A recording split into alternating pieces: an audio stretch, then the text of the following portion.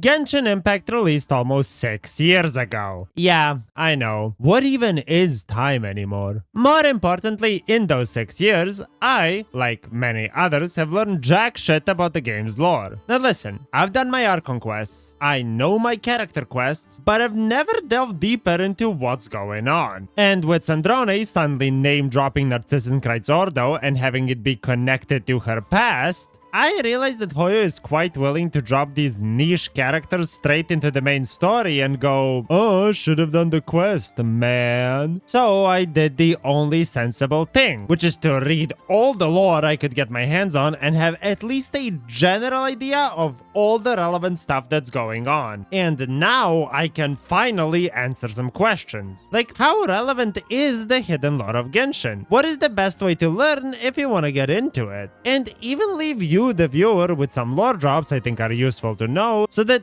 even if you never bother learning more, you'll have a way lower chance of being blindsided by some random bullshit character you didn't even know existed. And honestly, how complicated can this game's lore even be? Oh god, oh lord, I'm sorry, I never should have asked. Somebody, please save me.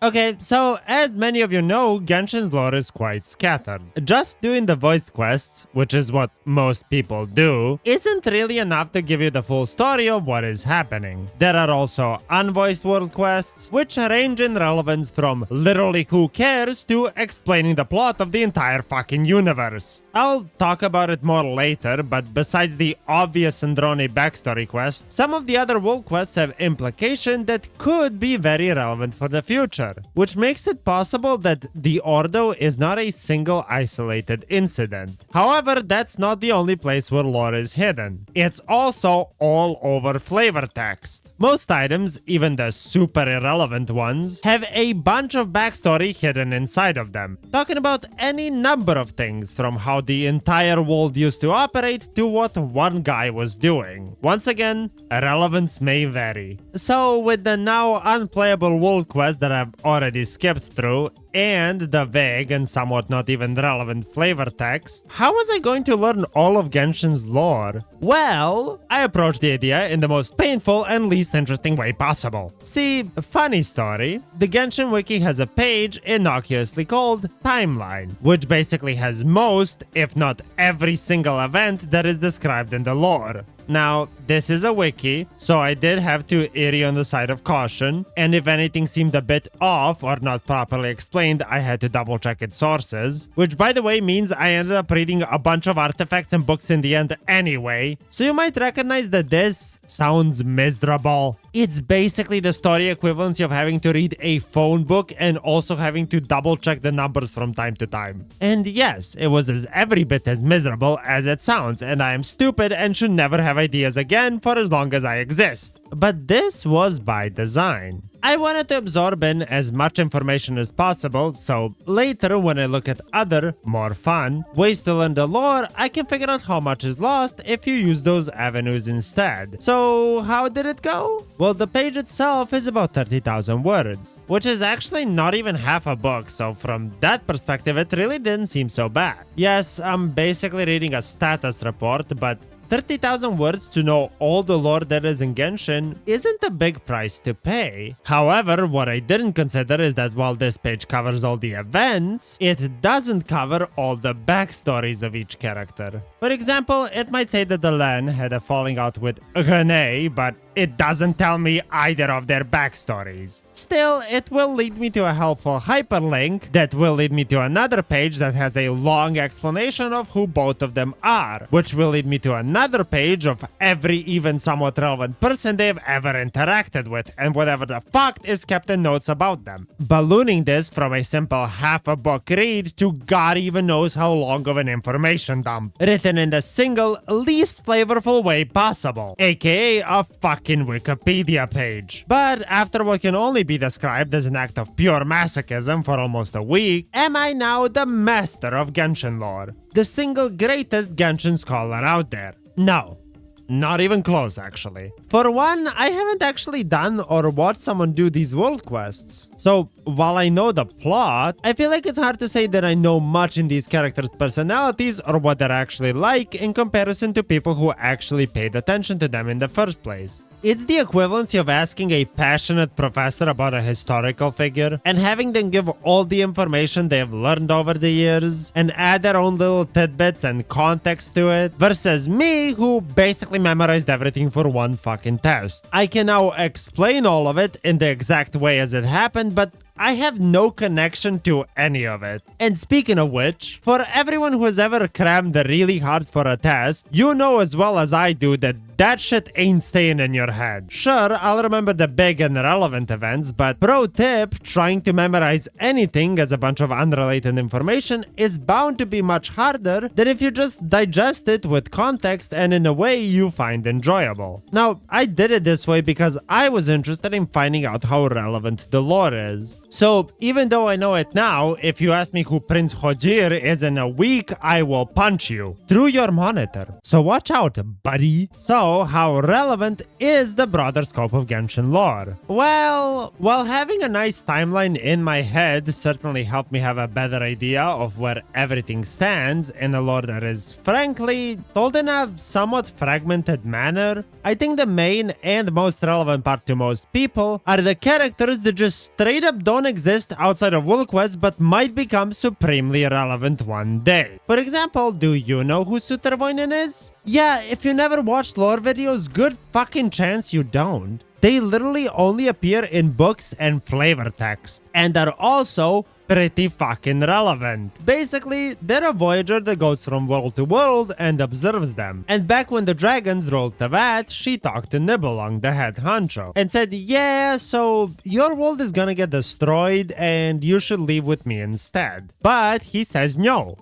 In dragon, and gets his dragons to create some advanced technology and then fucks off to find a way to stop the world's destruction. Fast forward a long while, and Sutervoinen comes back to find the heavenly principles, also known as Fanes, in control. So she goes down to see what's up and meets this angel. Relevant side note, angels are made to guide humanity and obey the heavenly principles. But Sutervoinen talks to the first angel, and actually they fall in love. Her crown, which was making her obedient, is broken, and together they rise up against the heavenly principles and get completely cooked. Koitar forgets everything about her wife, husband, spouse. Okay, listen, they're referred to as female, but then for everything that happened later, they took over a body of a guy. So this is at the same time trans and gay representation while flying under the radar by technically being straight. If anything, you do have to respect Hoyo for fucking with the censorship, because apparently Venti wasn't enough of a middle finger to it all. Anyway, my point was, Koitar is cursed to lose her power and forget everything. But she regains her memories slowly over time and swears to wait for the return of the one she loves, aka Sutervoinen, which sounds an awful lot like foreshadowing of future events to me. Oh, and just in case you needed more, it's also assumed that Skirk is looking for her. In other words, this is a pretty relevant fucking character that seems to be getting set up for a pretty relevant event in the future. And may I reiterate that unless you read, she is literally impossible to find. This, in my opinion, is the most annoying part of this type of lore. You either learn it, or you're just hoping that it all gets explained in the voice quest so you don't have to bother. And if it gets introduced the same way the Ordo did, she might blindside a fuck ton of people. So that might make you think that you're meant to learn about every character the game mentions. But no, nah, not really. Not at all, honestly. Nope. Nah. Because frankly,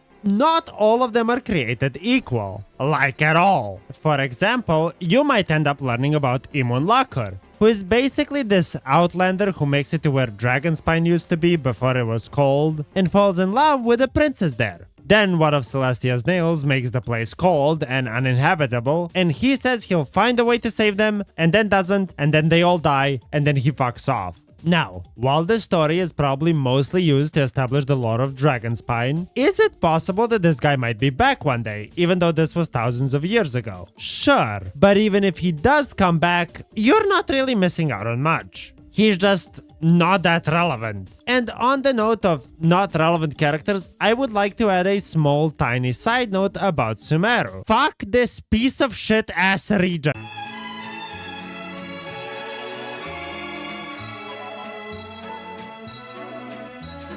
Okay, if I'm being real, I don't think Sumeru's lore is bad or anything. I'm sure it must have been fun to read and learn and explore for people who are into that. I also understand that my method for getting info is dogshit and annoying in nature. That being said, oh my god, does this place have infinite random fuckers running about. At least when it comes to Inazuma, where basically every island had something going on at all times, it's mostly a basic explanation of what the people were doing. Yo, these guys worshipped a bird. It killed them. Cool. Instead, every part of Sumeru has a random king that shows up at a random time and has a random chance of being a tyrant, and then they all die. For example, Gurabad. Some guy starts a city there, becomes a king, marries the mother of all genie, and becomes a tyrant. She gets pissed at this and gets her kids to overthrow him. Then her kid banishes his kid and she helps that kid overthrow his dad. But she used some abyss stuff, so they all get smited down anyway.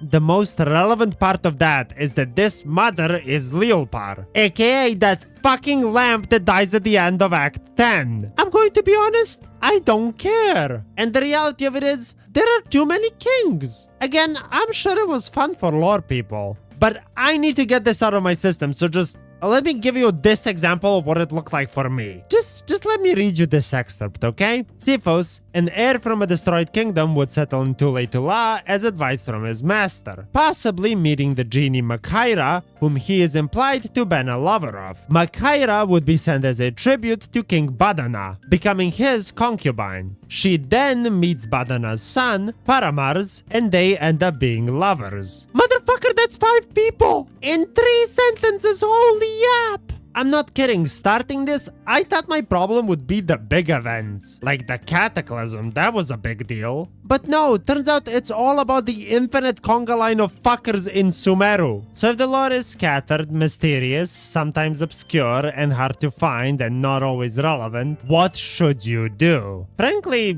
just watch YouTube videos. Okay, here's the deal. A lot, like most of the characters that exist outside of our conquests are there in world quests. Reed Miller, Leopard, Narz Ordo, Zeitland, Koitar are all in one quest or another. And while you're going to miss out on some people, knowing what happens in these world quests by either watching someone play it or listening to video essays on it will get you a lot of extra information. And if you do go that extra step and listen to what people talk about as their theories and ideas for future lore, it has the added benefit of helping filter out all the dumbass, unimportant characters and leave the ones that matter. Nobody is going to talk about fucking Imunlakar unless he suddenly gets mentioned again. So just learning from these videos is an easy and engaging way to get to the most important info out there and not be too shocked by what the game throws at you. Why the fuck am I doing like a sales pitch at this point? And if you call in the next 30 minutes, we'll throw in an extra Genshin lore for absolutely free. Of course, if you want to be the next great scholar of Genshin lore, feel free to read everything there is to read. Figure it all out and lead the charge as the one who knows it all. But for everyone else, just checking out a YouTube video here and there will definitely help you not be totally lost. But since you are already checking out a YouTube video, I might as well give you some notes that I found interesting or useful while doing research. First and foremost, I find having the timeline clear in my head to be very useful. If you want more detail, you should check out this great video, but for now, here's a super abridged version of only the most relevant events. So, all the way here, at the start, we have the time when Nibelung ruled and the world was populated by dragon. Then Sir Tevoinen shows up, tells Nibelung the thing, and he fucks off. Before he does though, he makes the 3 moons and leaves the 3 moon sisters in charge, who do fuck all. So much so that when Celestia comes down and fucks up all the dragons and prepares everything to create humans, the sisters are like, I don't know, should we just wait and see what happens? I don't know, man. Anyway, after that, Sutervoinen comes back, has the rebellion with Koitar, gets cooked anyway, and then Nibelung comes back with some abyssal powers by his side, and decides it's time to teach this Fanes guy a fucking lesson to remember, and also gets cooked. 2 of the moons also get destroyed, and the 3rd one is tossed beyond the false sky Celestia creates to keep whatever the fuck is out there, you know? Now, after that, thousands of years later, this guy Saarelainen, not to be confused with Sutervoinen, different people, I know, would be hard to mix them up. Anyway, he is also not from Teyvat, as he is the third descender. And kinda dumb, not gonna lie. Like, I always thought this guy died trying to take down the heavenly principles, but well, just watch. Basically, he falls in love with this really beautiful princess, and her dad is like, oh, you two can be together. If you open the gates of Pohoya for me. Don't worry about it, it doesn't matter what that is. Anyway, Sutervoinen... I wrote the wrong name in the script. I called him Sutervoinen. Holy fuck. Anyway, Saarelainen knows it's a bad idea, but otherwise the king will make his daughter do it. And for the pure game of simping, he does it, and gets instantly smited and split into 7 pieces by Celestia. You know, as I'm reading this, I'm realizing Celestia is just a guy. Like, I don't know what I was thinking about them before. I think in my head they were like God, but the head honcho one, like the capital G God. But I'm realizing that they're just some guy who's absurdly broken and keeps doing whatever because bigger stick diplomacy just works, which is kind of funny to think about. Anyway, the 7 pieces of this guy make the 7 gnosis and basically start a battle royale between all the gods to figure out who gets to be the new archons, which is, of course, what starts the Archon War. Now, some of them get this spot by literally killing everything else. Some just happen to be doing something at the same time that will eventually lead to them being the Archons, but it does get settled. And only after all that and a relative millennia of peace does the cataclysm happen. Because in the meantime, Khaenri'ah was trying to figure out a way to take out the heavenly principles and rise up. Their brilliant idea was to have your sibling absorb infinite abyss and then kill Thanes.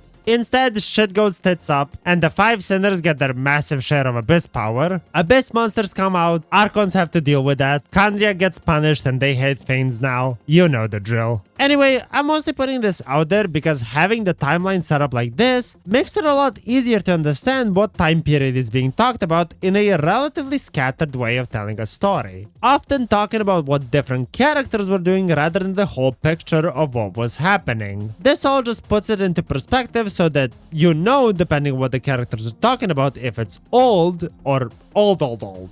Outside of that, here are a couple characters I think you should at least kinda know because they might show up in the future or I've noticed the other characters mention them. Reed Miller is the founder of Treasure Hoarders and said to be a master thief, although many of the stories told about them are fabrications. This is because the person who is Reed Miller is dead, and the mantle was carried for years by someone else using the alias, who was deliberately creating fake stories while also having actual feats to make it more believable, and create a Robin Hood-like picture for the poor, oppressed people of Snezhnaya. Genshin recently released a dramatic reading of his story on YouTube if you're interested, or you could just watch this video that sums it all up and gives you even more info in a shorter span of time. Up to you, really. Next up is Zeytlin. She's the girl from the Temple of Space quest. She's looking for her sister, and when you get transported to the Temple of Space, which is a place that keeps a record of things by basically having them be completely unchanging. Anyway, you learn that her sister sacrificed her memories to fight the one at the helm of the temple. After Zeytlin basically does the same thing, the Lord of the Temple of Space is defeated and she also loses her memories. But you tell her who she is and that she's looking for her sister. This one is interesting because 1, it literally says it will be continued, which may or may not be true, and 2, it mirrors the traveler's experience pretty well. There's also more stuff there, but this is the basic rundown. She might just come up again. And the last character would be Perinheri. At one point, Khaenri'ah was looking for descenders who could fight Thanes and win. So much so that they had an orphanage for kids who could be descenders. Perinheri was accepted as they came from another world, and their main story tells about how they were forced to crawl through a dark tunnel. Once they reach the other side, the adult asks him if he is dead.